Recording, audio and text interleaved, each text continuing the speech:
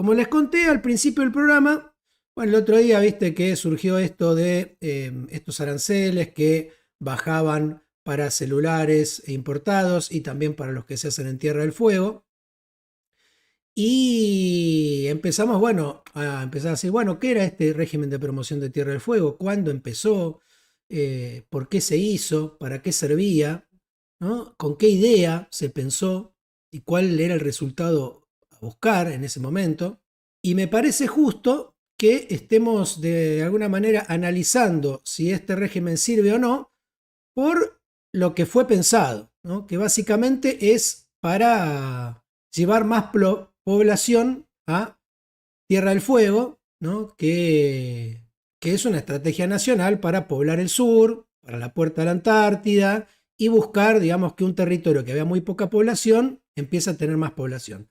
Si no me interesa tanto analizarlo por cuánto nos cuesta a cuánto nos puede dejar de costar, porque ahí ya va a pasar por la ideología, ¿no? Digamos, si vos sos libertario vas a decir, y mirá, me parece que $1.000 millones para que poblar la Tierra del Fuego, me parece una pelotudez, pensemos otra cosa. Otro te puede decir, no, mirá, me parece que $1.000 millones invertir por año para que haya crecido tanto la población, proteger lo que tiene que ver con soberanía, la puerta a la Antártida, nuestro reclamo y lo que tiene que ver con ahí me parece importante, más allá de que falta. Entonces, cada uno le va a poner un costo razonable distinto. Me parece mejor analizarlo, ¿no? De si sirvió o no para lo que fue pensado originalmente y de ahí qué hacemos con eso o no. Entonces ahí tienen un gráfico resumen, ¿no? Como para tener, mientras les voy contando algunas cosas, que el gráfico de arriba es el crecimiento poblacional, ¿no? Por década hasta el día de hoy. Y en el gráfico de abajo tienen el crecimiento poblacional de Tierra del Fuego y el promedio nacional para que vean la diferencia, ¿no? De crecimiento. Todas las fuentes ahí que dice Matías son fuentes públicas. Está sacado de los censos nacionales que hace el Estado cada 10 años. Entonces, vamos a dar un poco de contexto. Esta ley, la Ley Nacional 19.640 fue sancionada en el 72. Estableció un régimen especial para el territorio nacional de Tierra del Fuego, Antártida e islas del Atlántico Sur que incluye incentivos fiscales como tenés por un lado exención a impuestos nacionales, IVA, ganancias, impuestos internos, etc. Tenés un régimen aduanero especial y hay un régimen de promoción de la industria y la erradicación de empresas especialmente electrónicas. Hasta 1947, en el censo de ese año, la población en el territorio era de 5.498 personas. En un territorio que, digamos, por definición estaba muy aislado y estaba escasamente poblado, ¿no? Para 1960, todavía sin régimen de promoción, se había duplicado, se había llevado a 13.421 personas, ¿no? Había un crecimiento lento, todavía sin incentivos. En 1970, 10 años después, había crecido bastante poquito, ¿no? 17.133 personas. La población crecía muy lentamente, todavía no estaba aplicado el régimen. El régimen entra en el 72. Para 1980 se había ya implementado el régimen y comienza a notarse el impacto. 27.021 personas ya estaban viviendo en la zona. Para el 91 hay un crecimiento explosivo desde el 80 hasta el 91, que es el momento que más, digamos, que se puede ver que creció, porque se radica mucha industria que sobre todo lo que tiene que ver con los electrónicos. Pasas a tener en el 91 69.368 habitantes. Para el 2001 sigue el aumento con un fuerte peso en Río Grande y en Ushuaia y se va a 101.079 habitantes. Para 2010 ya se consolida como una de las provincias con mayor crecimiento relativo y tiene 126.190 habitantes.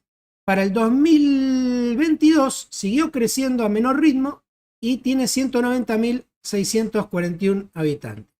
Para que tengamos una idea, para tener una idea de la tasa de crecimiento en porcentaje, entre el 47 y en el 60, todavía sin régimen de fomento, creció de 5.000 a 13.000, fue un 144%. La tasa anual era del 7 2.3, ¿no? De crecimiento anual. Del 60 al 70 tuvo un crecimiento del 27% con un 2.4 anual. Del 70 al 80 un 57% con un 4.6 anual. Del 80 al 91 creció un 156%, un 9% anual.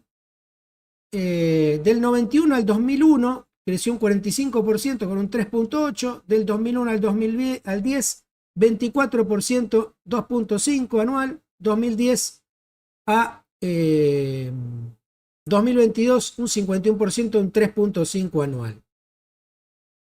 Entonces tenemos, digamos, como que en esta primera mirada, ¿no? Que antes del régimen, hasta el 70, tenías tasas moderadas o bajas de crecimiento en torno al 2-3% anual. Después del régimen, explosión demográfica, sobre todo en los 80 y los 90, con tasas anuales superiores al 9%, y luego estabilizadas al torno del 3-4% anual. Entonces, digamos, más o menos, dice Tierra del Fuego, creció entre 2 y 6 veces más rápido que el promedio nacional en los años posteriores al régimen, ¿no? En el periodo del 80 al 91, un 156% de crecimiento, cuando en el país solo era un 18,5%. O sea que, en principio, podemos establecer que aparentemente, o en una primera mirada, sirvió para llevar más población a Tierra del Fuego y que creció mucho más que el promedio del país. O sea que no es que tenía un ritmo similar, ¿no? Esta ley sirvió para llevar más gente al territorio. Pero bueno, entonces yo ahí lo que empecé a investigar, bueno, pero esta migración interna, vino algo de inmigrantes extranjeros, le robó a provincias limítrofes, a lo mejor le robó a una provincia vecina, entonces no termina de tener tanto impacto. Bueno, no. Tenemos que, según los datos oficiales, la migración interna, la mayoría vino de otras provincias como Buenos Aires, Capital y Gran Buenos Aires, Córdoba, Santa Fe, Mendoza y en una menor medida Chubut y Santa Cruz. Internacional hubo muy poco, algo de chilenos y algo de bolivianos y peruanos en los 90. A la población que le quitó, digamos, fue a economías que estaban deprimidas o muy saturadas de mano de obra, como Buenos Aires y Córdoba, y absorbió algo muy pequeño de población que de otro modo se hubiera radicado, digamos, en Chubut o Santa Cruz, tal vez, pero mucho menor medida. En definitiva, digamos, evitó el éxodo al exterior o al AMBA, actuando como una válvula interna de redistribución, y se convirtió en un polo de atracción legítimo dentro del país con su propia dinámica productiva, ¿no? Entonces, en principio podemos decir que tampoco generó un daño estructural al país, digamos, que chupó demografía de otro lado que la necesitaba. Digamos, como resumen, tenemos que el régimen de promoción multiplicó el ritmo de crecimiento, sobre todo entre el 80 y el 90. Tierra del Fuego creció muchísimo más rápido que el promedio nacional, hasta 6 veces más que el promedio nacional. Una buena migración interna que fue clave, y más que nada de provincias que estaban saturadas de mano de obra. Así que no perjudicó, digamos, de forma directa a otras provincias, ¿no? De alguna manera. Vamos a ver un poco qué fue lo que se empezó a producir, ¿no? Y qué mano de obra generaba en Tierra del Fuego. Entonces, tenemos que esta ley estableció exenciones fiscales y un régimen aduanero especial para atraer inversiones. Entonces, entre el 72 y el 83 llegan las primeras empresas industriales, especialmente a Río Grande. Las principales actividades son ensamblado de productos electrónicos simples, radios, TV y estufas, plásticos, textiles y electrodomésticos básicos, y actividad portuaria y logística aumentó bastante. En este periodo la población crece muy fuerte porque empezó a haber trabajo industrial formal, se construyeron viviendas, escuelas y hospitales. En consecuencia, llegaron técnicos, obreros y personal administrativo de otras provincias. Entre el 83 y el 99 es como en la etapa de mayor impacto del régimen. Se consolidan las industrias de ensamble y crecen los beneficios fiscales. Empresas como BGH, Mirgor, Carrier, Electrofueguina, se instalan plantas para ensamblar electrodomésticos, TV, audio y aire acondicionado. Se produce una migración masiva desde Buenos Aires, Córdoba, Santa Fe y Mendoza, también desde en menor medida de otras provincias patagónicas, y estas políticas de cierre económico de años de sustitución de importaciones favorecieron a que muchas empresas produjeran Tierra del Fuego, ¿no? Esta etapa es el 83 a 99. Después, en los 2000 al 2010 tenés un estancamiento relativo. La crisis del 2001 golpea al país, pero el régimen se sostiene. las empresas se reconvierten, pero el ritmo de nuevas inversiones cae. Tierra del Fuego sigue creciendo, pero menos aceleradamente. En 2009 se sanciona la ley 26.539 que extiende los beneficios del régimen a nuevos productos electrónicos complejos. Y ahí pasamos al periodo 2010-2020, donde hay como un renacimiento de empresas electrónicas.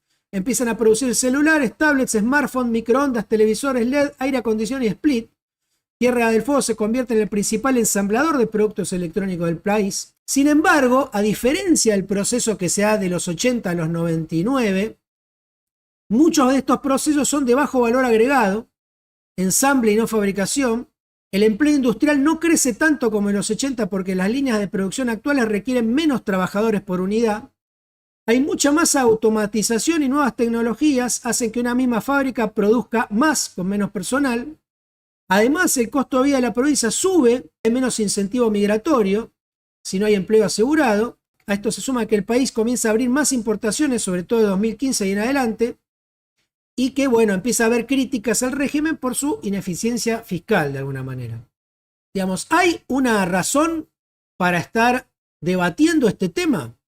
Bueno, sí, a nivel poblacional, porque mientras entre los 80 y los 90 y una gran parte de los primeros 20 años que se hizo la ley, sirvió para poblar el sur y mucho. O sea que el objetivo lo cumplió. Ahora, la segunda etapa, en donde ya en los últimos 10, 15 años, en los últimos 10 años sobre todo, se vuelve a tener como una segunda vida este régimen, ya no sirvió tanto en el impacto poblacional, por lo que decíamos antes, ¿no? Porque había cambios tecnológicos, que había menos empleo por unidad producida, hubo menos migración interna, subía el costo de vida en Tierra del Fuego, ¿no? Empezó a haber más precarización o tercerización en ciertos empleos industriales, pero entonces, digamos, el régimen, ¿sirvió o no sirvió hasta ahora? Entonces tenemos que en principio, tenemos que sí, transformó una provincia remota y subpoblada en un polo industrial, generó empleo formal, infraestructura, arraigo y servicios, evitó la dependencia exclusiva del empleo público o de actividades extractivas, aportó al federalismo efectivo. Sin ese régimen el crecimiento habría sido casi imposible. Pero ¿qué problema tenemos hoy? Que el impacto poblacional es mucho menor en relación a los subsidios recibidos y que la tecnología que hoy se produce requiere menos empleo por unidad producida. Entonces, la productividad no es competitiva globalmente, hay costo por unidad producida y no ha generado un ecosistema innovador ni que desarrolle una cadena de valor completa, ¿no? Que produzcamos más cosas en la zona. Entonces, el problema actual, ¿cuál es? Y vamos a pasar a las conclusiones. Tenemos un costo fiscal que se estima en el régimen cuesta entre 700 y 1.000 millones de dólares anuales. Es un sistema que está altamente subsidiado y poco medido por resultados. Valor agregado bajo, muchas plantas ensamblan más que fabricar, importan partes, agregan poco y venden con fuerte protección arancelaria. Hay una concentración industrial, son muy pocas empresas grandes, poco ecosistema pyme o innovación tecnológica local. Ya no hay dependencia política, las empresas invierten no por condiciones naturales, sino por excepciones, sin incentivos, muchas cerrarían o migrarían. Digamos que, pero bueno, eso sería inherente, ¿no?, a esta ley que se hizo justamente porque sabés que las empresas no irían y le das un incentivo. Entonces, digamos, ¿hay que sacarlo? Y a mí me parece que no, porque sirve al espíritu original de la ley, que es poblar más el sur y todo lo que tenga que ver con estratégicamente tener más soberanía sobre ese territorio, sobre todo para lo que viene a futuro, que es la pelea por la Antártida y sus recursos. Entonces, estas, digamos, son ideas básicas de lo que se podría hacer o cómo reconvertirlo o actualizarlo. Vos podrías reconvertirlo dando incentivos por innovación y valor agregado, con patentes propias, por exportaciones, por capacitación local, por integración de proveedores nacionales. Podrías fomentar sectores nuevos y estratégicos, industria del software, economía del conocimiento, energías renovables, industria naval, logística antártica o ciencia polar.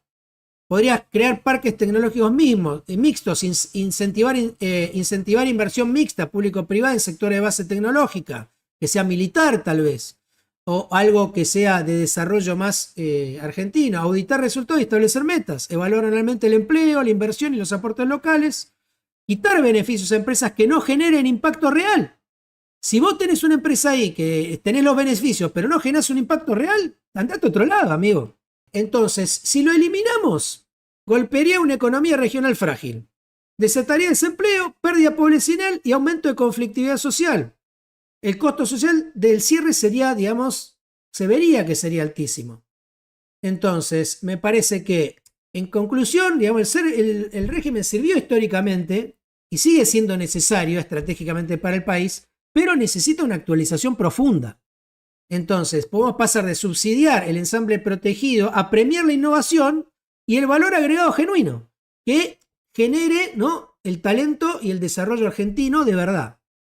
Entonces, un poco me parece que esa es la conclusión, por lo menos a la que yo llegué, mirando un poco estos datos y demás, y trabajando un poco con los datos públicos a los que pude llegar, utilizando, ¿no?, la ayuda de la inteligencia artificial. Así que bueno, ese es el panorama que les traigo para hoy de esto que tiene que ver con el régimen de Tierra del Fuego. Y me parece importante que lo discutamos con seriedad porque ahora el gobierno parece que quiere discutir el régimen de promoción y no sé si lo quiere sacar totalmente, pero me parece que se va a venir un debate serio y que hay que tener en cuenta ciertas cosas que tienen que ver con el desarrollo estratégico y la soberanía de un territorio tan importante cuando tenemos un país tan grande. Y me parece que si los libertarios están a favor de asegurar nuestras fronteras, de tener migraciones más que no vengan, digamos, a predar el país, sino que vengan a aportar, me parece que también tienen que pensar en lo que tiene que ver con que suma tener una estrategia para poblar el sur por todo lo que tiene que ver con los recursos que se van a estar en disputa en un futuro cercano.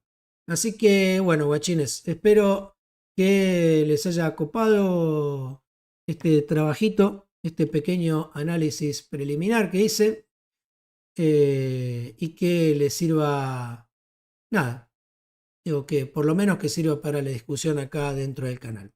Así que bueno, Richis, eso es todo por hoy. Les mando un abrazo grande y tengan un buen fin de Richis. Chao.